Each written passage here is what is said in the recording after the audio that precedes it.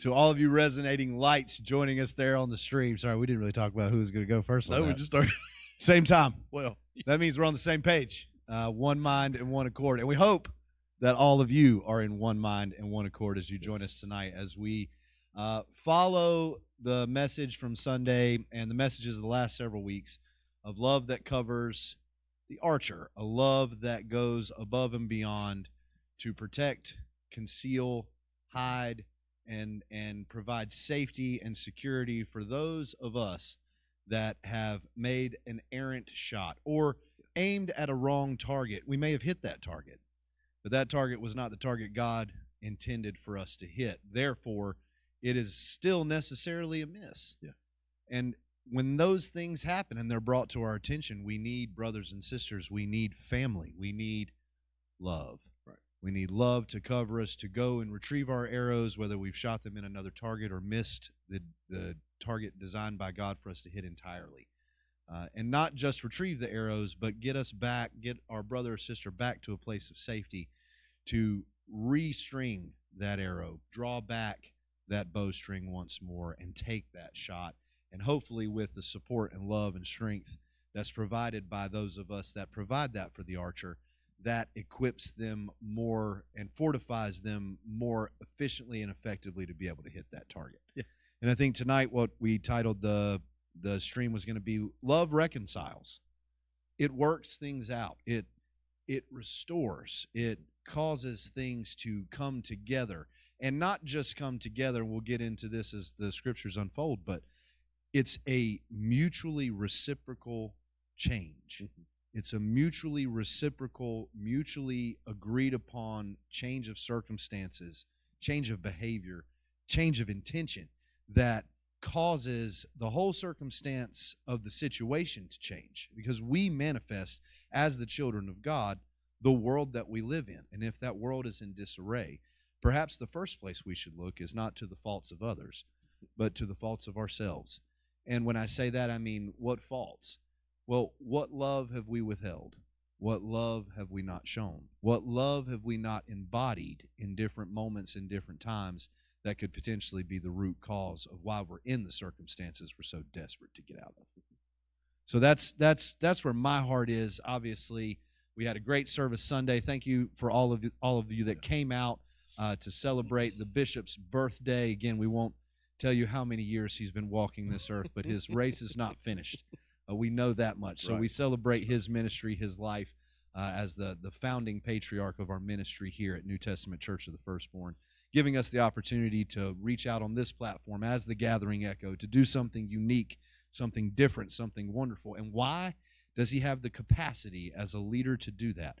Because his capacity is measured by love.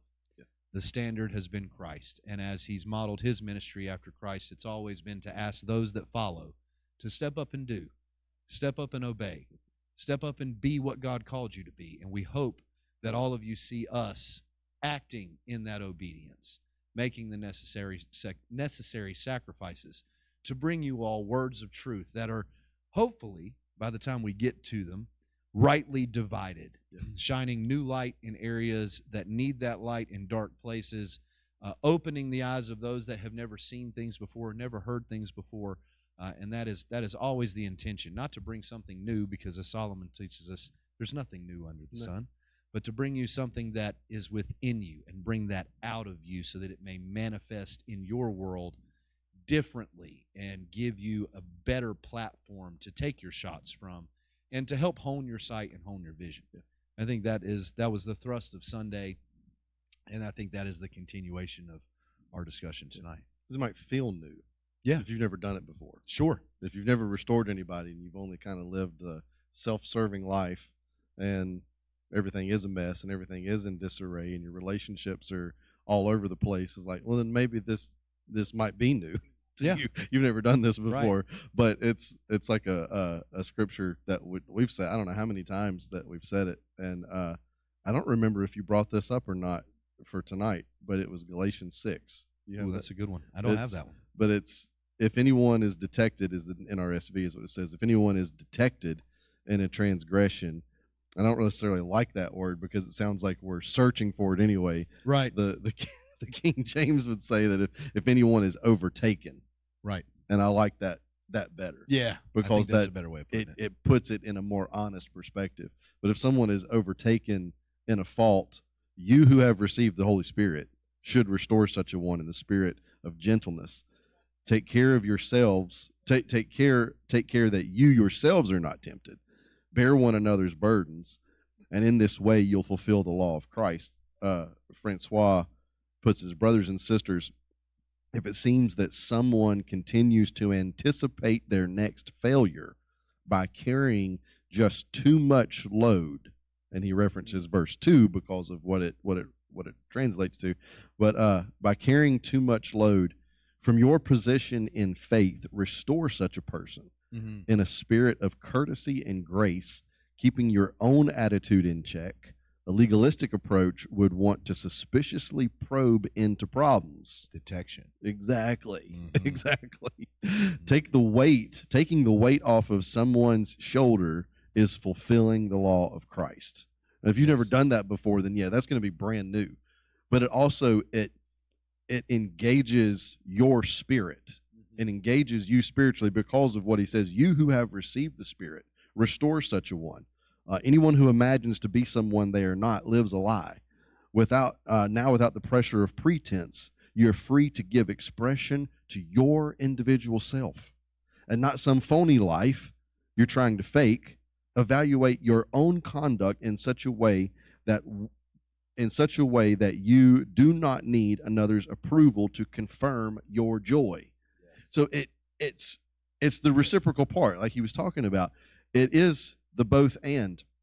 It's me removing the boulder off of somebody else so that they can run their race effectively, Right. and not judging them for taking on that boulder or taking on that load, taking on that weight, but helping them lay aside the weights and sin that easily beset us, that they may run with patience the race that's set before them. Sure. And not just being that person, the detective in the room, to find out, well, how'd you get in this mess? And I know that's, I don't know if you've ever had a dad do that to you before. I've been that dad. I've had that dad. I've had that grandfather. I've had that uncle. And so I am that person. It's like, you walk into the room and everything's crazy. And it's like, how did you do this? And I'm like, well, it was a little at a time. We started playing. It was like, I don't even care anymore. You don't care at that point how the mess was made. You just know that there was a mess made, but you're still going to ask, how did you get in this mess?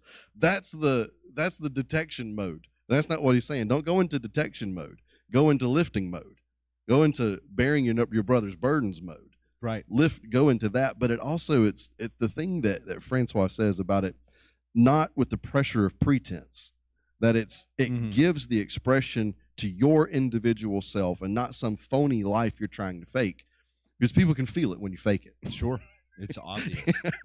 Yeah, they can feel when you're faking the help, the support, the love, and everything, which for me brings it back to Sarah and Keturah. Yeah. Because you can tell which one is faking it and just moving on with, all right, well, I guess this is what we got to do. I'm too old. I'm not going to do it. Let's get the servant girl and let's just put her into it. Now, Keturah takes it seriously. Yeah. She says, I'll bear that burden. Right. And does it for Sarah, because Sarah doesn't want to bear the burden, or maybe she's taken on too much, but understands her individual expression and doesn't live a phoniness, doesn't live fakely, but goes in there and says, I'll bear the burden, I'll bear the child, because she knew what the responsibility was going to be. Sure. She knew what was going to happen, but she goes anyway in there and does the thing that is necessary to perpetuate the promise, and then becomes this mother of a promise. Right. And becomes this fulfiller of everything that God had promised to Abraham. And then, then everything else happens. I mean, she bears, I love the way you put that. She bears the burden. Yeah. She bears the child, but ultimately, what do we see that she really bears? The promise of God. In those sacrifices, in those choices, in those decisions, she chose to bear the burden for Sarah. She chose to bear the son for Abraham, but she chose to bear the promise of God, for what I believe is represented in the scriptures, for God herself, as an integrated being. And that integration, when we talk about that, we've talked about this before, where there is an individuation, there's this choice to individuate, to to step away from the collective and the calamities that come along with that, to get away from groupthink and start thinking for yourself.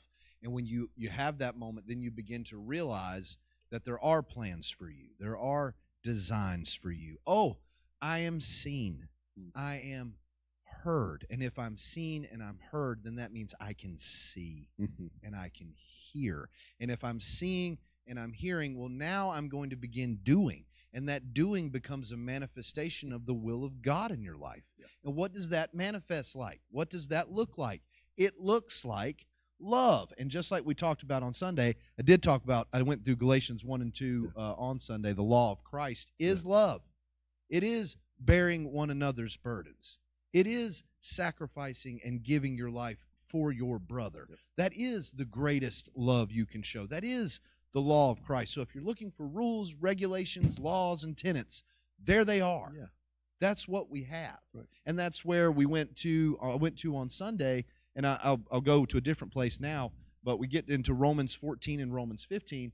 Colossians 3, starting in verse 12. Put on, therefore, as the elect of God, holy and beloved, bowels of mercies, kindness, humbleness of mind. Don't think you're talking to someone who has nothing to give you in return. Yeah. The moment you begin trying to minister into someone's life or trying to serve someone, and you believe that your conversation, your part of it is the only important part, you've already messed up. Because maybe they do know something that you don't. Maybe they're about to share something that to them is darkness, but if you're acting as God, darkness is light to him. There's an illumination that can come from that reciprocity of love and relationship. Meekness, long-suffering, verse 13, forbearing one another and forgiving one another.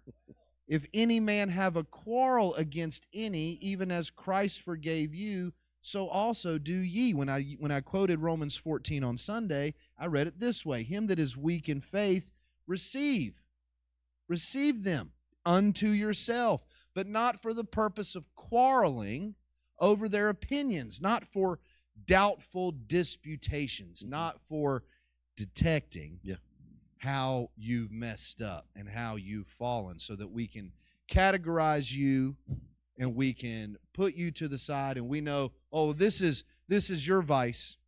This is how you miss the mark. Oh, yeah. This is where you fall. And we're going to keep a close eye on that, and we're going to micromanage your life. And it's like, God doesn't even do that. No. God gives you free will. Yeah. You're trying to do some work of the Holy Spirit. You are not the Holy Spirit. Correct. You don't control people. You don't lead. You don't do any of that stuff. You can help take the burden off. You can follow the law of Christ, or have, like, it was that when you said it in verse 12, Francois says it's delicately embroidered with inner compassion. Mm-hmm. Almost like it's a tailor-made garment. It's like it's sewn into who you are. And it's made for you. Right. It's made for you to wear. Right. And when you take it off, you'll realize it's also made to cover another. Yes. Wow, it's got a dual purpose to it. Oh, that kind of reminds me of our creation. Yeah. There's a dual purpose to what we're doing. This body enables me to walk and live and be in a world that I am not a part of. Being in the world, yet not of it. Why? Because I serve a dual purpose. I'm to be a light in this world as God designed me to be, as I inhabit this mammal species of humanity that we're in. But we're really divine beings. Yeah. So that garment, that delicately put together, that custom tailored fit that just fits you. Like that suit is made for Josh Kello. Yeah. That suit is made for Brent Grigg. If I try to wear Brent Grigg's suit, it's not going to look right on me. If Brent Grigg tries to wear Josh Kello's suit, it's not going to look right on him. No. But here's the beautiful part about God. There's even though those custom tailored suits. There's a definite shoulder difference there. Well, we're getting into comparisons. The beard comes next, right? Let's get in the comments and let us know. But what happens is when we take those jackets off, when we take those garments off to cover another, they are just as effective. Right. There's no disparity between the two. When he goes to cover, it works. When I go to cover, it works. And it doesn't matter that suit just fits me, right, that garment just fits me, because that garment wasn't made just to stay on me, but to cover our brothers when they have a fall. Just to complete the thought in Colossians, verse 14, and this is where it really ties in together with what we're talking about Sunday and what we're getting to tonight, is, and above all these things, put on love, which is the bond of perfectness. A lot of religious conversations, a lot of conversations in the church revolve around the only perfect one was Jesus.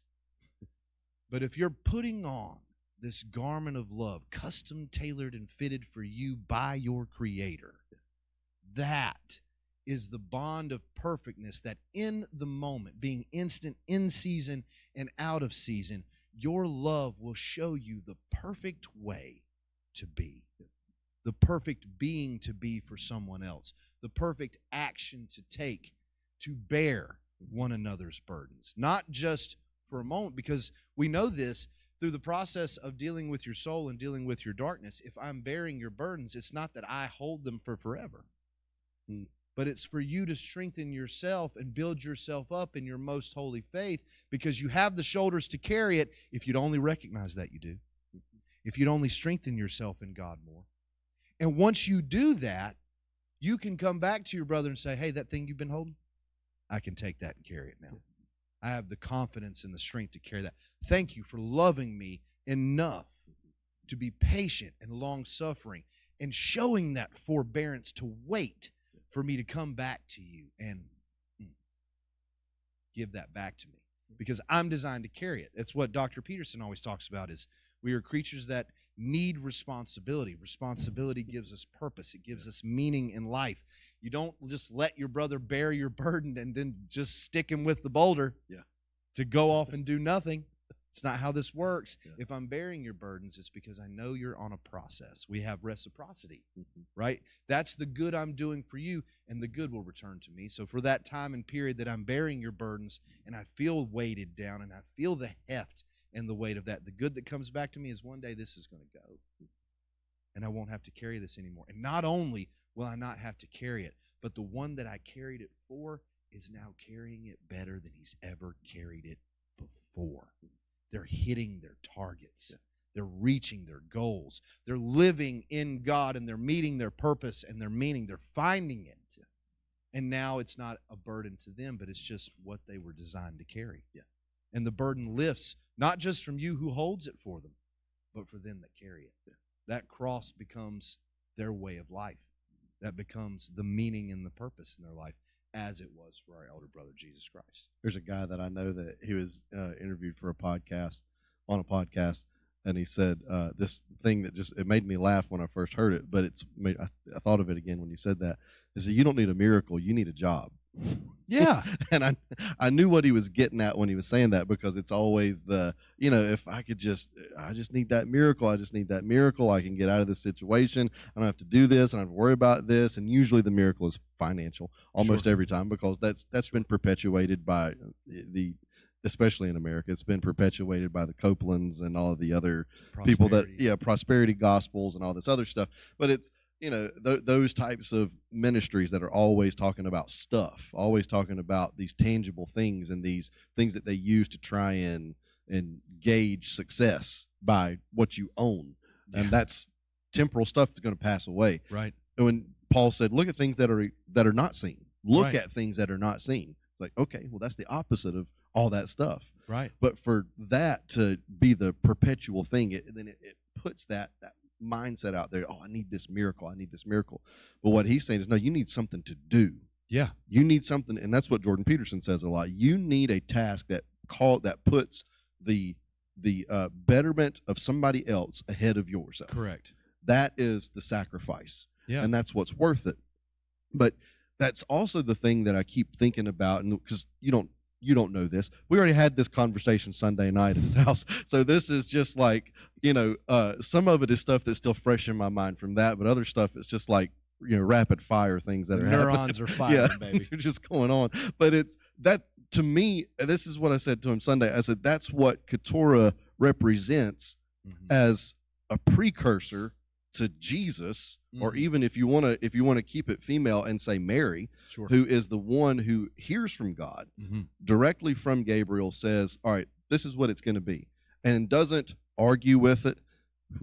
Good goodness gracious, feel the weight of saying that. Doesn't argue with it, Yeah, doesn't there's no fight quarrel. against it, doesn't try to and doesn't try to justify it with any other means and try to explain it away and say, well, don't you understand? Don't you know? Because that's what Sarah did. Right. She hears the promise, she hears the call, you could say, because it is a call. Sure. It was definitely a calling for her that she forsook Yeah. and said that, laughed at it for one, Yeah. and scoffed at it, and then gave every reason why she can't, gave every reason why it's impossible, why we're not able to do this. But Mary is the one that says, be it unto me according to your word. Everything that you just said, I say yes to right here in my body, Yeah. because I said yes to it in my spirit when the sons of God sang for joy and the morning stars sang. I said yes to all of this Yes. suffering and all of this blessing because I knew that the glory would far outweigh everything else. Mm-hmm. That there would be an exceeding weight of glory, is what Yes. Paul said.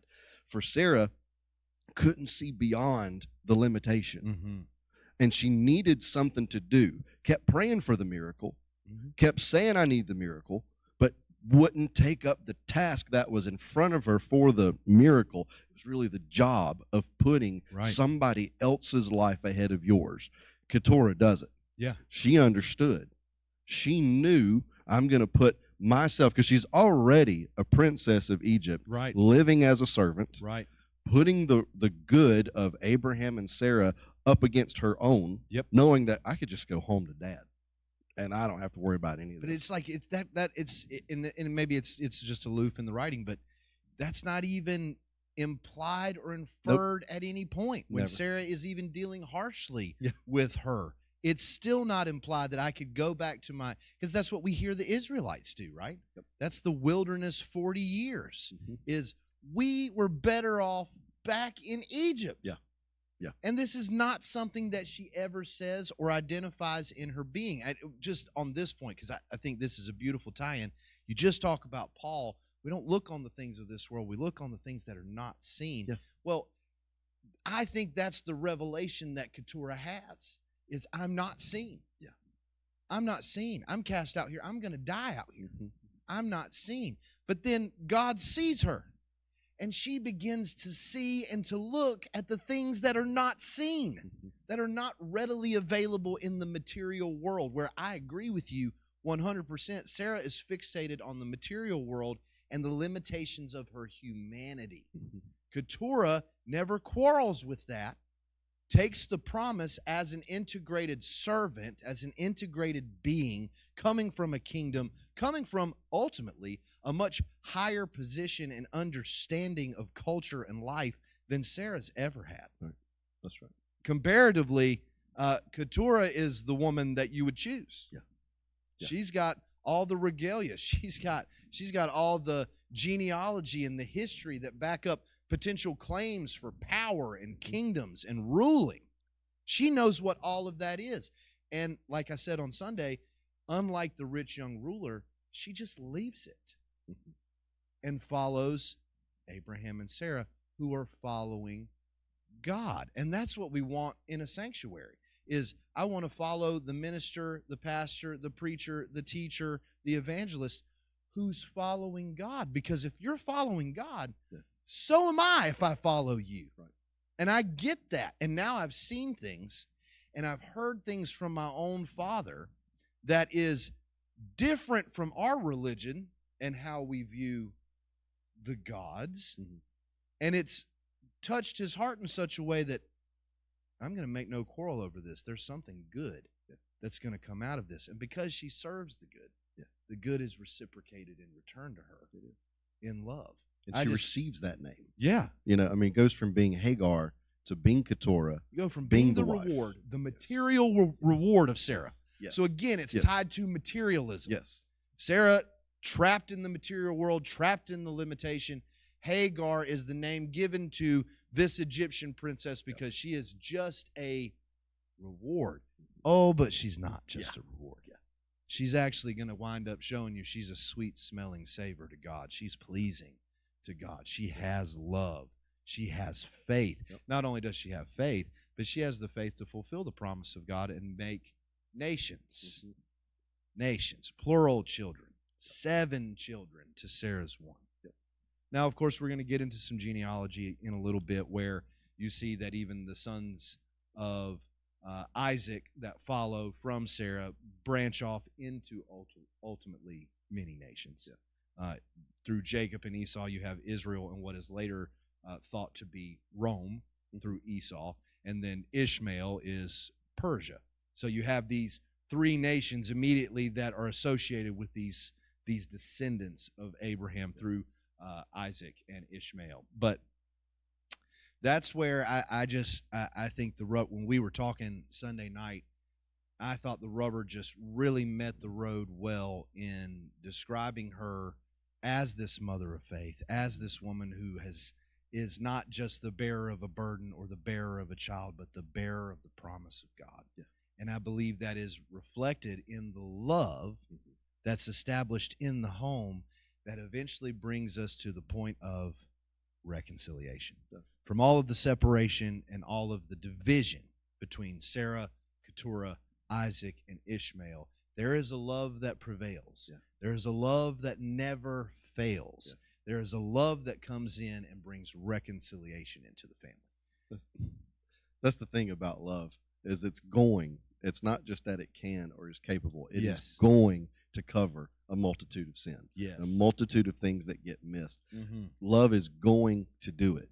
And for the story, she's not just a secondary character. Right. Because that's what a lot of times it gets played off as. Yeah. But it's the same thing that happens in a lot of the other gospel narratives. There's in all of the scholarship especially for Mark, that there is this idea of the mimetic, or the things that follow or copy the people in the story, and how these secondary characters are, in some arguments, that they're just there to build up the main character, which is Jesus. And you can see that obviously by Peter, James, and John kind of go off and act crazy, and Jesus is like, hey, no, it's not about that. So it builds up the main character of Jesus. But also there's all of this scholarship around these guys being the ones that sort of maybe figure it out, but maybe they don't. But also it gives you that confidence to say that I can be that person that doesn't have it all together, doesn't have it all right, and I can follow him because he's got it all right. So for her, and a lot of that is in all the other Greco-Roman literature, because you have to look at that literature, you have to look at the humanities of that time period to see what was the prevailing writing style of story and narrative, and a lot of them have that same thing. Mm-hmm. Like when they talked about there's all of them. I don't have to go through all that. When you look at a lot of those in the humanities, and a lot of that Greco-Roman literature, a lot of it is these secondary characters who are there to be people that you can pattern your life after or not, and how they give a dichotomy sometimes that or goes against the main character. Now, the main character is the one that they're building up, but also it shows that there's something else that's at play here. Yeah. And what it does is that it involves you in your participation. That's what Hagar or Keturah, that's what she is. She's that character that you play up against your own life, who the story's not about her, but it is. And then when you read it, it's about me. I'm that character. I'm that person that gives. I'm that person that loves and that creates a reconciliation. For Jesus, fast forwarding all the way to that, or flopping back and forth here on this, going from Old Testament to New, but for Jesus, he's that character. Right. And for him, it's found in something that you pointed out on Sunday from Philippians. It's the kenosis, or the emptying, the self-emptying. Yes. And in the kenosis, it's that he pours out, is the way that's the idea behind the word, is that it's a pouring out of all of the divinity for the sake of taking on the form of servanthood. Right. And in Christ doing that, it brings about, at least what, whether you're Trinitarian or not, there's a little bit to the whole oneness aspect and the Trinitarian aspect, that there is just one God. But in the terms of terminology, I guess, of saying Father, Son, and Spirit, it would be that through the Son's self-giving, we participate in his relationship with the Father through the means of the Holy Spirit. But it's all one God behaving together. It's all one being. The same way that you are body, soul, and spirit, you're behaving in tandem, all within yourself, all with God. But it's all about participation. Right. So for her, for Keturah, she sees the promise. She hears a blessing. She hears a possibility and says, I can participate in that. I can take hold of I it. can. I can live in that. I can And possess it. One of the stories I heard a couple weeks ago was a guy's talking about he came home from work. He's just rummaging through some mail, and he sees off to the side in his living room there's two little faces under one of the chairs. And they've got camo face paint on. It's his little boy. And then all of a sudden there's this, he's just, sort of going through the mail and pretending like he doesn't see them. And suddenly it's, it's a big attack. All right. And so they're playing, they're rolling all over the place, rolling on the floor, wrestling around, picking them up. And after just a few minutes, just like a dad would, he's out of breath. And he's like, all right, let me stand here for a minute, catch my breath. And then in the middle of the phrase, like, I know that kid. That kid's my kid. I don't know who this kid is. This kid just jumped into the fight. But the point of it was this kid is his son's friend. Doesn't know the father. But because of the son's relationship with the father, he feels comfortable and confident enough to engage and participate in the exact same relationship. Right. But that's what Christ, the narrative, the story, the life of all of that kenosis and self-emptying was to represent, was that there is a participation that we get to be part of. Right. Of the same relationship that he had with the Father, the same relationship that he exemplified or showed us what it was like to be a son of God, what it was like to be a son of the Father. And then through that self-giving project, we enter into it. We enter into that participation and get to engage in the exact same relationship. But I think that, like you said earlier, you have this idea of Jesus as this, this main character vibes, right? Yeah. And he's the only perfect guy. He's the only perfect one. He's the only one. But is it not through? I don't know how it can't be argued or how it can't just be maybe obvious, really, that if it's through his perfection that it makes all of us perfect. And Paul says, don't put on any of this other stuff, but put on Christ. Right. Wear Christ like a robe. Be submerged in that. Be sunk into that. Then how then can I identify myself any other way? As Paul said this too, I don't see anybody after the flesh. I only see people after the Spirit. And if we are looking at things that are unseen, looking at the eternal, then I don't know any other way that we should behave in the world, or that we should interact with the world. C.S. Lewis. It is, because it's seeing everybody in the weight of glory.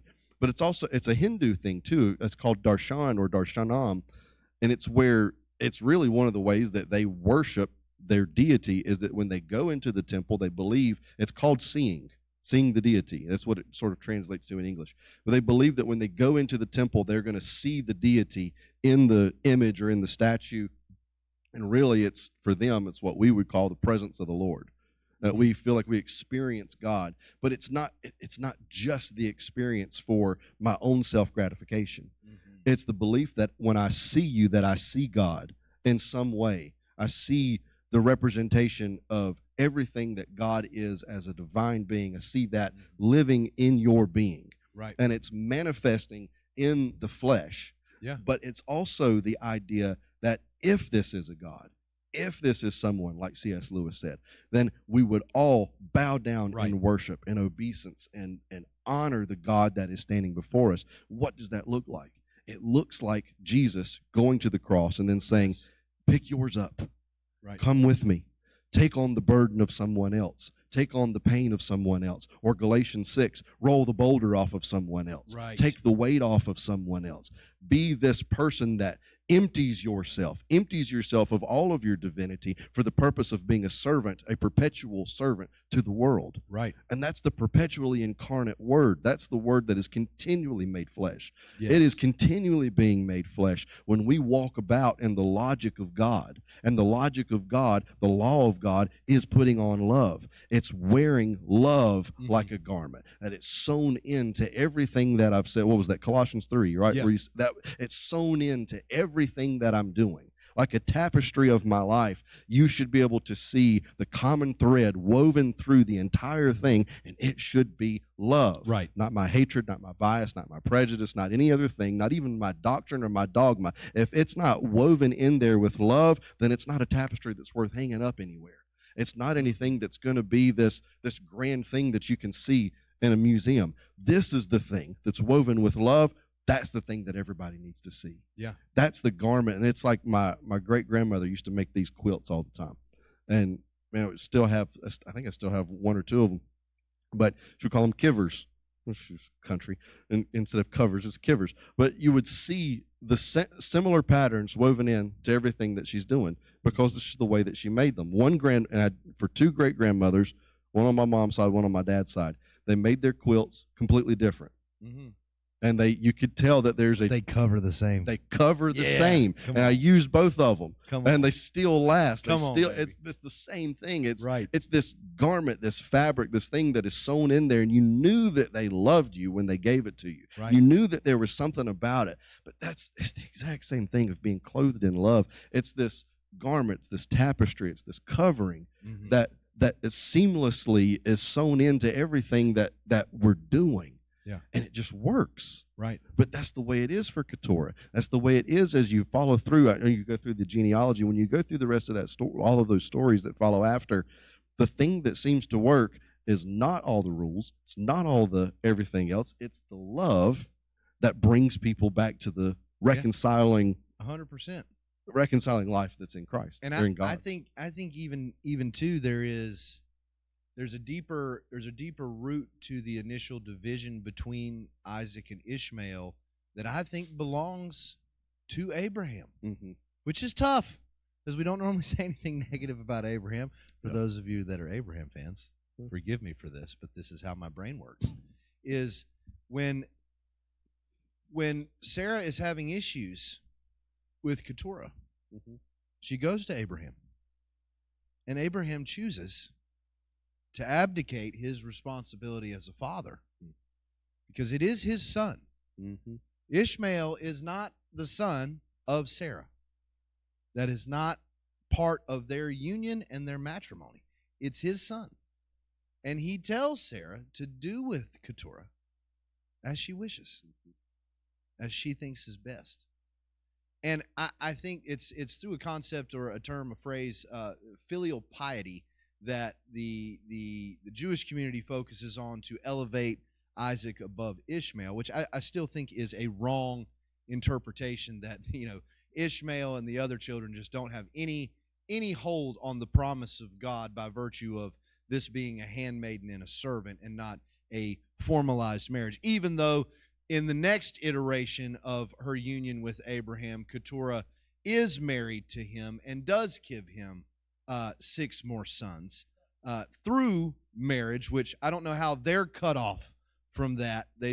But anyway, I won't get into bashing all of that too much. But that concept comes from, and this is echoed again in Hinduism and Buddhism to some degree, is that the brotherly love that should be between the two brothers, if it's not there, is the fault or is attributed to the hatred of the patriarchy, of the father. In this instance of division between them, Abraham did not do what a father does. I'm going to allow my wife to cast my child out, knowing that the idea is he'll die out there. That's tough. For those of you that are moms and dads, that's a tough thing to be okay with. But if we make ourselves okay with that, then it's much easier for us to pick a side in what's going on in the Middle East right now. Yeah. It's much easier for us to say, oh, it's okay, bomb Gaza, or it's okay, bomb Israel, and you pick one or the other. Right. When God is standing in the middle of both of them saying, they're all my children. Doing? All of these kids are mine. So what does he immediately iterate to Keturah? I see you. See you. Abraham chooses not to. Yeah. And I'm going to deal with him on that. And we see that change in Abraham in his later years. I'm going to get to that. I'll go ahead and get to that now. When we look at Genesis 25, 1 through 10, he is This is the account of Abraham's children by Keturah and the disposition he made with his estate. This is after the birth of his sons. He sets his house in order. Doesn't say he does that with Sarah. It doesn't say he does that during her lifetime or her lifetime raising Isaac. But it's as he's married to Keturah, after he's had 6 more sons, he sets his house in order with what? Prudence and justice. Choosing the prudent path and what is just for the family now. Because he's been the father who was imprudent and did not show justice, did not do what was just for his son and the woman he had a relationship with that was bearing his son in the promise of God. But now he's setting his house in order. And he did this while living. It's not after he dies, because sometimes we've talked about the reconciliation of Isaac and Ishmael, and the big sticking point is Abraham has died. But this is what Abraham is doing before he dies, which I believe sets the stage for the reconciliation, because he's going out to see Ishmael. He makes a promise, and this is in some of the Midrashic and the scholars and the sages' writings on this, but he goes out twice to where Keturah and Ishmael are staying to see Ishmael. The first time he goes out, Ishmael has married a woman, and he asked the woman for, I can't remember her name, forgive me, for bread and water. And she tells Abraham, we have none. He tells her to send Ishmael a message. The message is, your house is not in order. And he leaves. Doesn't even see Ishmael. When Ishmael comes back, he talks to the wife. He hears the message of his father. He divorces the woman. It's at this point that Keturah goes and finds him a wife from Egypt and brings a wife back. Abraham visits a second time. This time when he visits, he asks for bread and water, and the wife immediately goes and gives him bread and water. Wow. His message this time is that his son will prosper, his son has set his house in order, and his son has a legacy. Essentially, I'm paraphrasing this because it's in a lot of the Aramaic and the Hebrew that Stuff's dense. It's dense.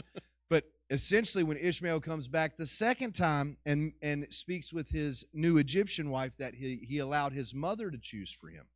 Of course, the mother of faith is how I refer to her. Yeah. He immediately knows his father is changed. There's something different about him, and he feels love from his father. So this is a moment in time in Ishmael's life where Dad sees me. Yeah.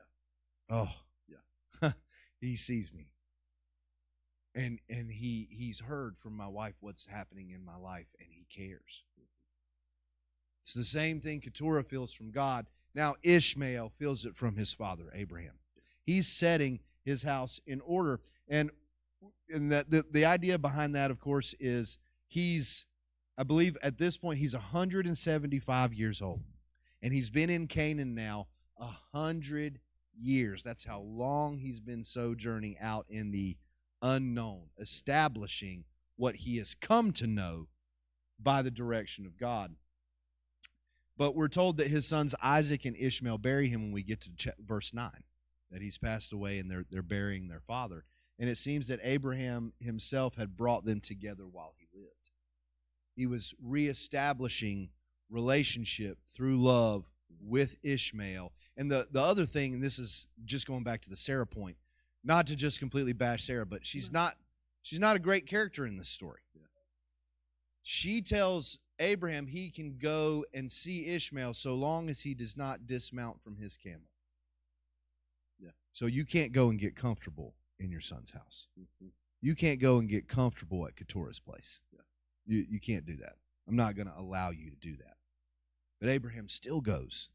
He minds the limitation of his wife again while he's setting his house in order. But after Sarah dies, that's when he marries Keturah, and he begins to set his house in order. So Sarah seems to be, in the story, this stumbling block for Abraham, this materialistic, rule-driven, works-based partner who is preventing him from the real relationship he should have with his son Ishmael, the real relationship Ishmael should have with her son Isaac and setting order to the family. But we see Abraham in his last years with Keturah after he's had 6 more sons. So now he's got 8, setting his house in order. And I believe it's this change in Abraham, this shift back to the woman of, or the mother of materiality, to the mother of faith. Yeah. And that turn towards righteousness that we talked about Sunday is what sets the tone and the foundation and the stage for the reconciliation of his children. Yeah. So then you have the story gets better because Isaac and Ishmael lived together for quite some time. Mm-hmm. They established relationship once again. Their oughts and divisions are gone. And now they're going off with their wives and they're starting their own families. And we have 2 more sons that come out of this.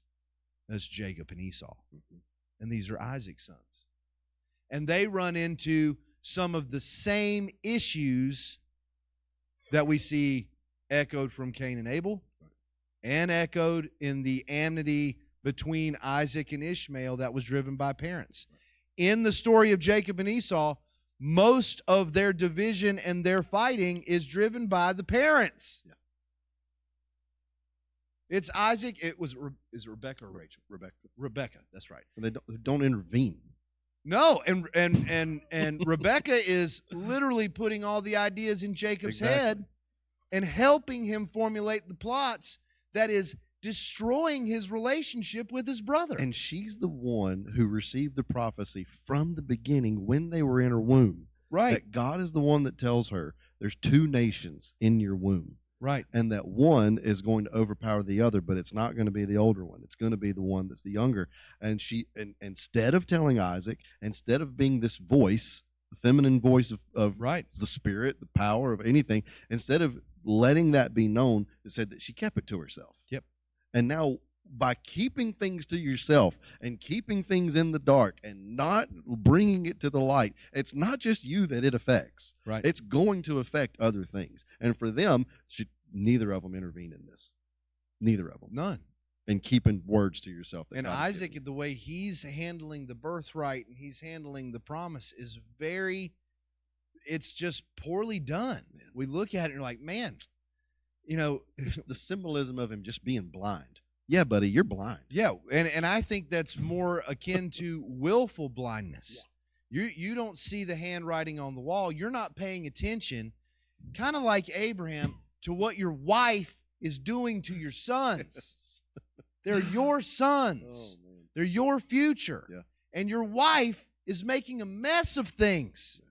They're not you weren't intended to have these sons to separate them. Yeah.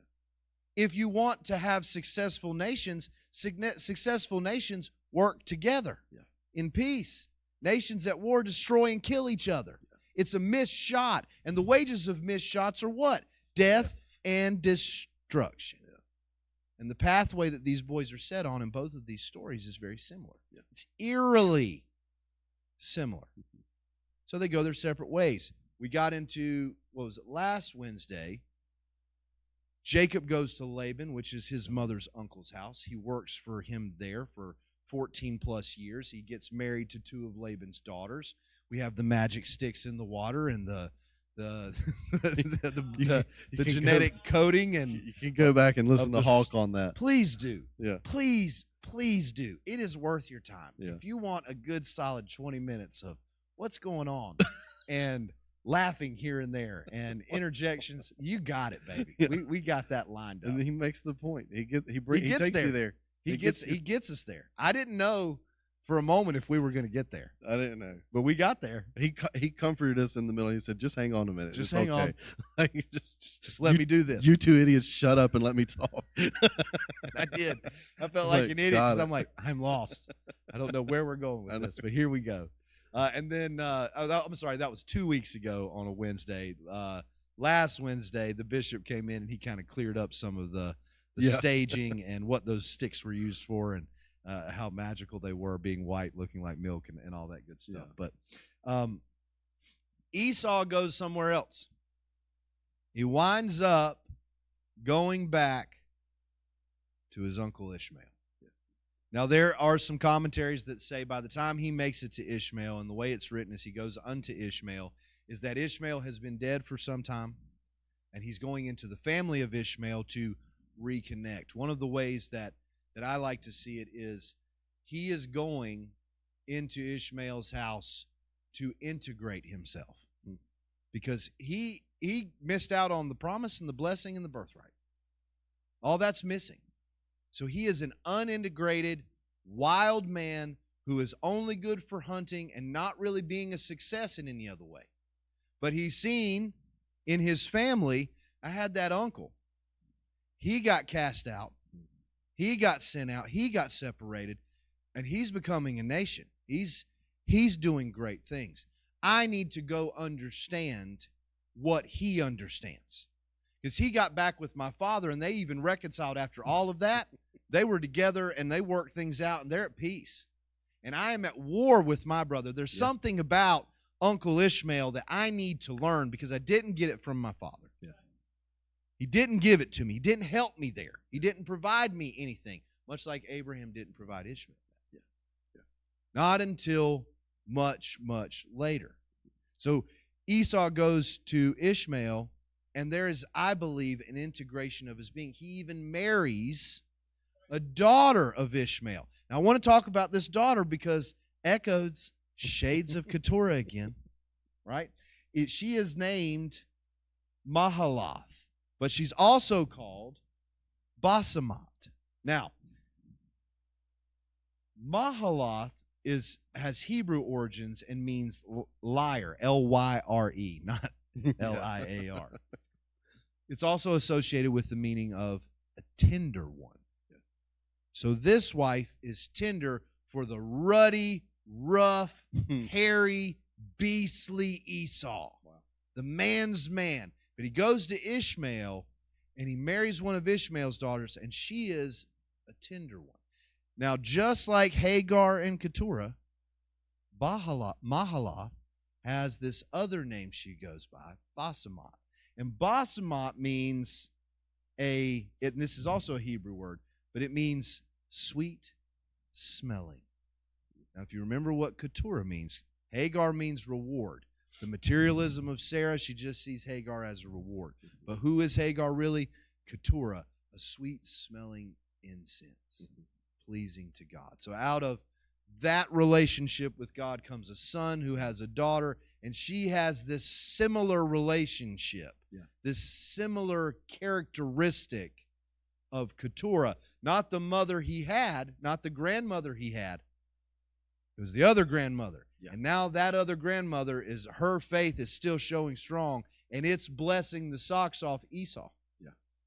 And it's changing Esau. And Esau is integrating more and more from Ishmael and Ishmael's family what he needs to properly love his brother, to get to this place of filial piety, this righteousness in brotherly love one for another. Yep, that's right.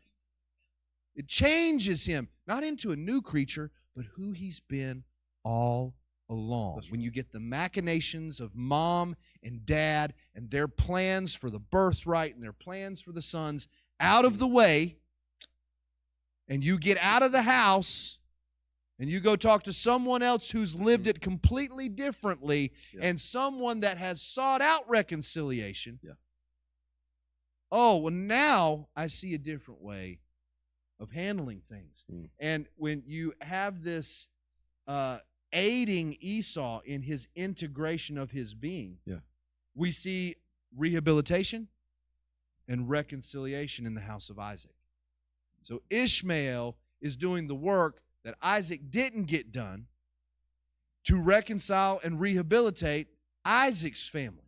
It doesn't say that Ishmael's house is out of order. Right. In fact, we know from Abraham's visit, when he visits Ishmael's house, his house was put in order. Yep. The same way Abraham was putting his house in order. What's Esau learning? I'm learning how to put the house back in order. Now, the beautiful part of this story is it's not just one fold, it's twofold. And there is true reciprocity among the brothers, because Jacob is also determined to reconcile, but he's afraid. And he has every reason to be afraid until he wrestles with God himself and is changed as well. So he doesn't have dad to go back to. He didn't go to his uncle Ishmael.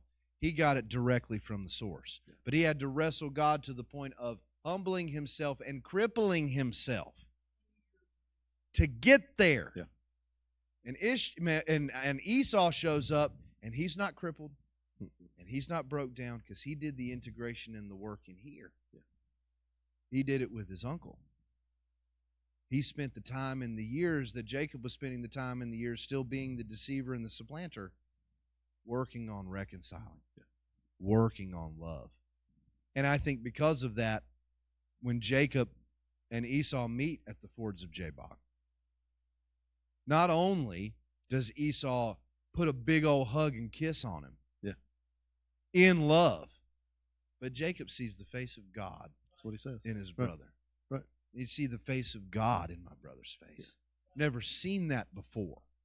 And I've seen God up close. I've had my hands on God. I've wrestled God. And I didn't let God go until he blessed me. And here I am, going to see my brother.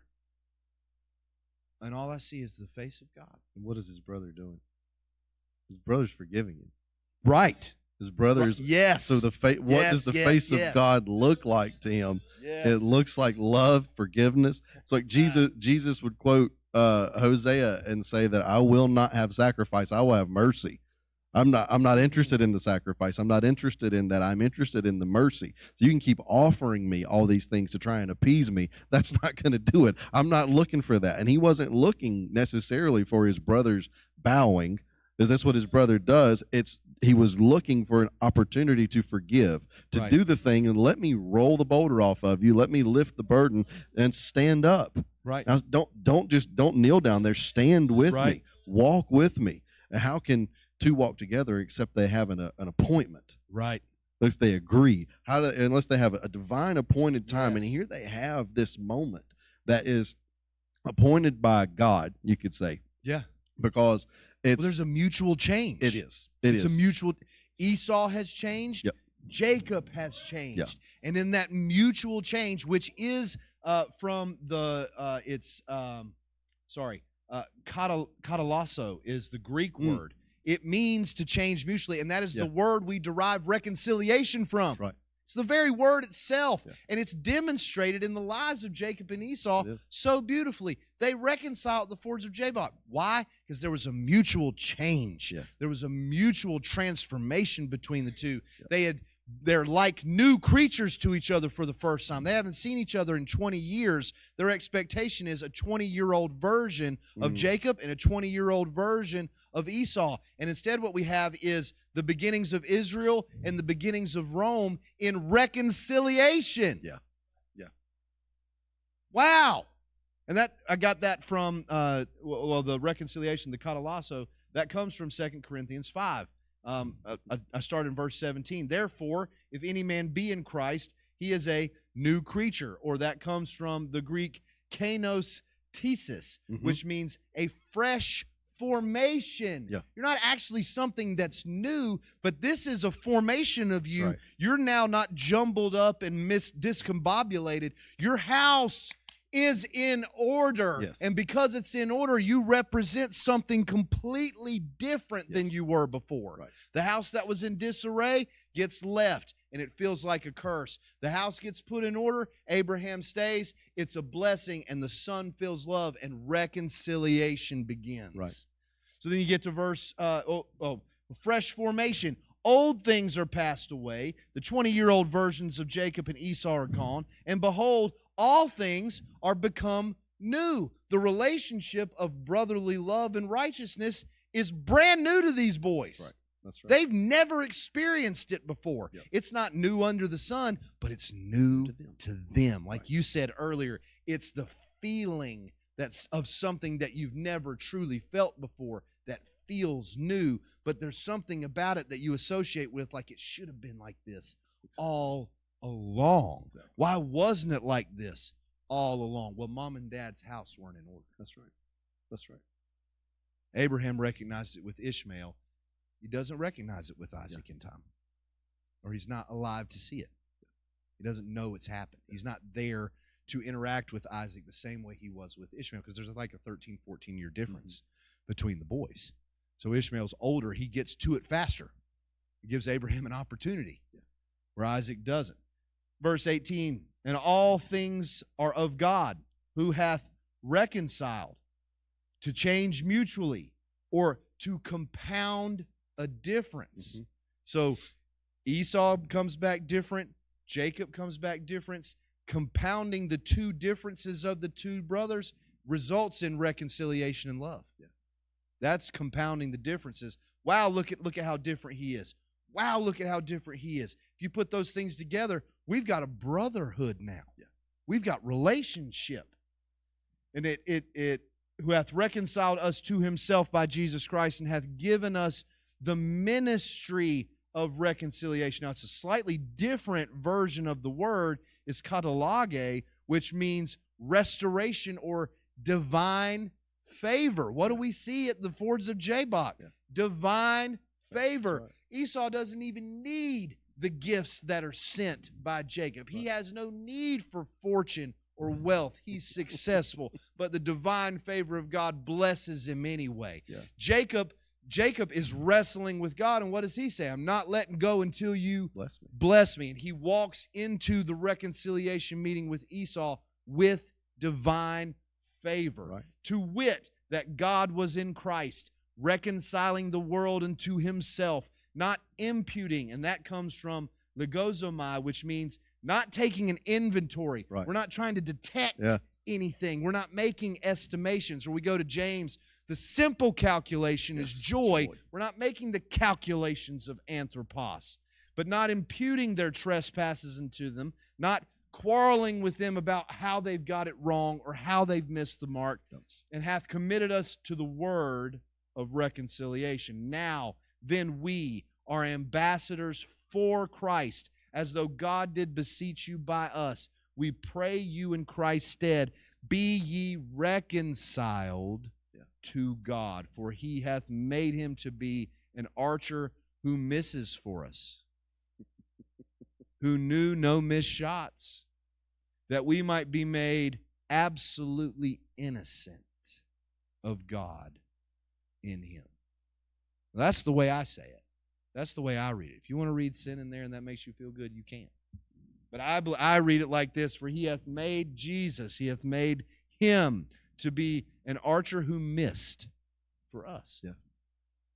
For us, he embodied all of our misses. All of our missed shots, he took them for us. All of them. And he never knew any missed shots. He didn't miss. Like we said earlier, he was the perfect one. That's right. Why? Because he was always clothed in love. That we might be made absolutely innocent. I practice law. There are two decisions you can make by men in court based on that law. It is either guilty or not guilty. Absolute innocence doesn't exist in that context. It's either you had what it took to prove it, or you didn't quite get there. But he's there for a reason.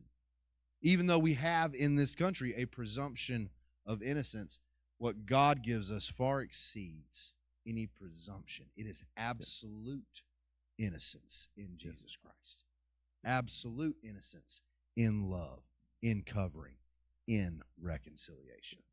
That's what Paul said in 2 Corinthians 2, where he says that I thought of that when you talked about the savor, the sweet smell, and how it says, thanks be to God who's causing us to triumph through the person of Jesus Christ, and causing the smell or the savor of us. It's the smell of, you can either smell like Adam's sweat, or you can smell like Christ's victory, and believe that Jesus is the one that has accomplished it all.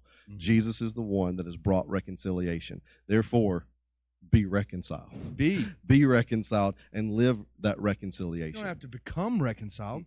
You don't have to work for reconciliation. It's being reconciled. Be that. What attracts your being? Well, being reconciled to God is attractive to me, because I know in that relationship there is reciprocity, and the good that I pour in will be poured back on me. The good that I heap onto God will be heaped back onto me. And then I will be able to do that for each and every person I have a relationship with or I have an interaction with. It is the micro to the macro, or the macro to the micro, however you want to see it, however you want to describe it. But it's going from, I think you really put this, just put this in my heart, but you put this understanding on, I believe, this story that is so clear is you have to see what's not seen. Mm-hmm. You don't get to see love, but you can show it. Others can see it when you do it. You may not see the actual thing, but when you see it, you know what it is. Right. Even though it's not tangible, even though it's not real, if we are being seen and being heard by God, He gives us the ability to see and hear what we normally would not. And because of that, that is going to open so many more doors to relationships, to love, to reciprocity with your brothers and sisters, where we all grow thereby in our most holy faith. Exactly. I can't get over that Paul line. It's just it's wrecked me tonight. I just think it speaks so much to the story of Isaac and Ishmael, the story of Jacob and Esau. Being seen, being heard, gives you the ability to see what can't be seen and hear what can't be heard by human or mortal means. It's not something that exists here. It's a part of the world we're a part of that's not of this world. That's right. And you're getting the opportunity to step into that. And the best way to do that is by bearing one another's burdens and sacrificing your life for another to show the greatest love that you can. Absolutely. As beings of love, that's what we're tasked to do. Right. That is our goal. That is the law we have to follow. Yeah. And the calculation of following that law is joy. It is. It's not a determination. It's not a detection of wrongdoing or missed shots. Mm-hmm. You know when you miss. Yeah. You know when you're pursuing something that isn't good for you, but might be good to society or good to the community. But there's something in you, and that's why we talked about conscience on Sunday. There's something in you that's telling you, this is not what you should be. It's going to bear witness. Yeah. You're going to feel the Spirit bear witness to everything, because that's what the Spirit does, is it convicts of sin, of righteousness, and of justice or judgment. Mm-hmm. It tells you when you're doing justice. The Spirit lets you know when you're in right relationship or righteousness. And the Spirit lets you know you're aimed to the left too far. You need to go a little bit more center. You're going to miss the mark. You're going to miss what you're aiming at. And the Spirit is that parakletos, that helper that comes alongside and helps bear witness to that. It's what helps you calibrate your bow and arrow, so that you know when you take a shot that I can get my grouping together on this. The same thing with those that are, avid firearm user, is you're working on getting your grouping tighter and tighter and tighter. Well, how do you do that? Well, you have to calibrate your sight. You have to calibrate how you hold the gun. You have to calibrate where you're placing it, how you're breathing, what part of your finger that you're using to pull the trigger. Mm-hmm. All of this becomes calibrations towards a standard of excellence to get the grouping that you're aiming at and you're aiming for on your target. The same thing is true with the Spirit. That's how we calibrate our bows. That's how we calibrate the what's it called? It starts with an F. The feathers on the arrow. I forget the technical name for it. Crap. Sorry. What? I can't even. It came and went. Same thing. But that's how we make sure that those are properly set in the arrow, so that it flies straight and it spins through the air with efficacy and with efficiency. Right. It's how we calibrate how we hold the bow, how much pressure we put on the bow itself, how much pressure we put on the bowstring that we pull back, how we calibrate our sight and vision to see things, take into account the atmosphere, pressures, winds, things of that nature. The fletching. And all, the fletching. Thank you. I knew it started with an F. It made me think of another F word that was wrong when I couldn't remember it. So thank you for saving me. You're welcome. So glad that. We're working out salvation by fear and trembling up here, ladies and gentlemen. But I think that's where we really get to with this discussion, is the understanding that, like you said before, what's still happening in the Middle East should not have been happening from the very beginning. There should have never been a separation and a division. These nations should have worked together. I mean, you see the 12 tribes of Israel, they're working together for the most part until there's another Exactly. schism Yeah. within that, but it's possible. It was likely. It was probable if mom and dad had really buckled down and understood that loving all the children, Yeah. regardless of how they came to be, Yeah. regardless of what the society or the community says, this is the way it goes. Because in both these stories too, another juxtaposition is it's not the oldest that gets the blessing. Yeah. It's not the oldest that gets the birthright. It's the youngest. Mm-hmm. Ishmael's the firstborn, and he gets passed over for all of that. And Isaac gets the benefit of all that. So in the disposition of lands, it's Isaac that gets the inheritance of the material world, of the material things. The rest have to go out and forage and get it for themselves. But that's more like dad than what Isaac had. And the ones that are more like dad have their house in order, and the one that's not like dad doesn't. So again, as we follow after Christ, we should be mirroring Christ's life, Christ's sacrifices, Christ's teachings, because we know if the Father is getting it right and putting his house in order, that will show me how I need to put my house in order. Yep. But if I take a completely different path than the Father, if I go a completely different route, I may wind up with a house that's completely out of order, and it's going to take the son that followed the Father. And this is what I think the appeal of the prodigal son is. Yeah. Is you've stayed. Yeah. You followed in my footsteps. You should understand what's happening right now. Right. Reconciliation is on the table. Yep. For our family. Yep. There's a party next door. How are you not engaging in You're this? sulking. You're sulking when there's the culture of the house is reconciliation, but you're outside having a pity party. And for what? Go inside and celebrate. Your brother that was lost is found. Right. That's a major thing. Somebody that lost, you don't think you're getting them back. He's been found. It makes me wonder if it's similar to the story of Abraham and Ishmael, that Ishmael has to leave his father's house. Yeah. To find success, the same way Abraham had to leave his father's house to find success in relationship with God. If the story of the prodigal son's father is not one of those sojourners as well. Yeah. Who's gone out into the unknown, who's experienced life, has gotten to this place, and now his whole life is based on love for his family and reconciliation. Well, the son that leaves and comes back is ready for all of that when he comes back, because he's experienced what it's like out there. Absolutely. And there could be some of that where we have to allow each other in church to go on their journeys into the unknown. Yeah. It's gonna be a crazy thing when you get into your own darkness, what all you get into and what all you get out of. Yeah, that's right.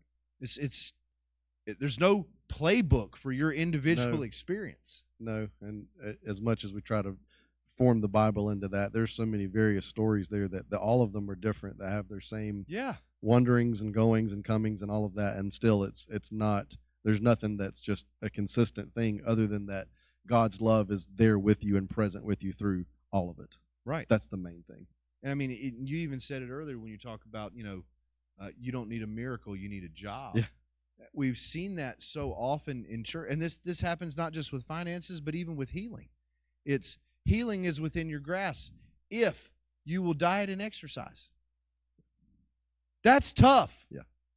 Because people don't come to church and want that prayer. Yeah.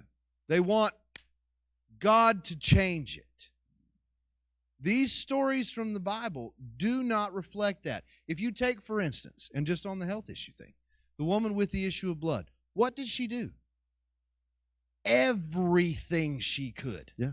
She exhausted every single treatment, option, doctor, pathway to try to heal herself. And when she's out of options, when she's out of things to try, when she's out of the work she could do to get the miracle, she touches the hem of his garment, and the miracle is hers. Yeah. Because she knew nothing in this world will work. But if I have faith that he's God, that's my answer. That's right. That's how I get there. And so many people that are battling, and this is not a condemnation or a slam. Health issues, addiction, financial troubles. God is not going to wave a magic wand and fix that if you're not willing, finances, to get up and go to work. Yeah. health, if you're not willing to take what you eat and put into your body seriously and use the exercise, the equipment, the gyms, the trainers, the counselors to get yourself into better shape. God's not going to take 100 pounds of belly fat off of you if you're not willing to get off the couch, stop eating potato chips, and go for a walk. There's no way that's true. I haven't seen it done yet. Can't pray the calories out of you can't play out of a Snickers. God, please. That's what you need to pray at dinner. Is God, please take all of the bad calories out of this food I'm about to shovel down my gullet. God. And make me healthy for it. That doesn't make sense if you're dealing with addiction. You can't just tell that person to get over it. Well, just stop being addicted. Just stop taking it. Just stop using it. Yeah, that doesn't work either. That doesn't work either. Yeah. And they can't come up for prayer and say, well, God just took it from me. Now, we have some testimonies. Yeah. We do. But did that person go back to the drug house and the drug den and stay around that drug for forever? No. They also stopped going back to the source and stopped buying it and stopped ingesting it or injecting it after God gave them the willpower through prayer and a miracle to turn from it. Yeah. But you still have to continue to turn from it. Yeah. It's never something you're going to get away from. It's always going to be a temptation. Yeah. That's why we see Jesus go through the temptations in the wilderness for 40 days and 40 nights. And what's he met with again in the garden? The same temptation. Not to die. Yep. Preserve your life. Preserve your life. Rule. Yeah. Reign. Because you can. Live life in comfort. Do what you want. Don't self-sacrifice. Don't give to others. But still. Don't obey. But the cup is in front of him. But here's the cup. There it is. And if you will, you have to drink from it, though. Everyone else will benefit from it. Yeah. That's why it's the greatest love. Right. That's why it's the love that reconciles. I hope all of you listening out there have gotten something out of tonight. We are charged up. This has been a ministry that has been predicated on the book of John, the book of love, and we're still all of these years later from 1988 to 2024 stuck on the concept of loving each other. Stuck on the concept of reconciling with each other and making things good for our brothers and sisters. Please don't forget to download our app, The Gathering Echo. It's powered by Subsplash. You get access to all of our content there, whether it's on Facebook or YouTube or otherwise. You also have the opportunity to give into the ministry. We will never take anything from you, but we are willing to receive your tithe if you find that being faithful to this ministry is something that you want to be. We'll also accept any love offerings that you have. We do have some expenses, and we don't mean to beat this dead horse too much, but it's not dead for us. It's very much alive. Right. And we need to get these things done and accomplished. We're looking at a budget between $50,000 and I would probably say $65,000 to get everything done that we need to get done. And we need your help and support to do that. If you have it within your means and you feel it within your heart and God is leading you to, we ask you to give. And as always, like, comment, and subscribe. Make friends in the comments. Show love in the comments. Reconcile with people in the comments. Yeah. Maybe even pick on people in the comments if that's how you show some love. We'll get used to it too. But we love each and every one of you, and we're thankful for your support. We're thankful for your continued viewing and your viewership. And we thank each and every one of you that have been with us here in person today. Again, it's 1510 and 1508 Hargrove Avenue if you want to visit us in person and come experience some of this love in real life. Yeah. But if you will at this point, repeat after me. We love him. I love him. Because he first loved us. God bless you. We'll see you on Sunday.